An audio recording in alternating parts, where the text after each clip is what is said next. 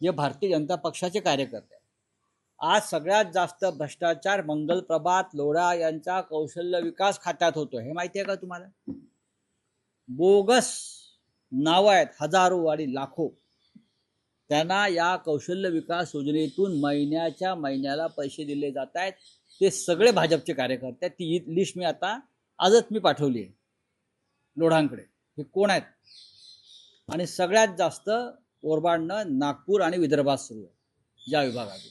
आणि हे सगळे भारतीय जनता पक्षाचे पदाधिकारी आहेत, ज्यांना या कौशल्य विकास योजनांचा भ्रष्ट मार्गाने लाभ दिला जातो।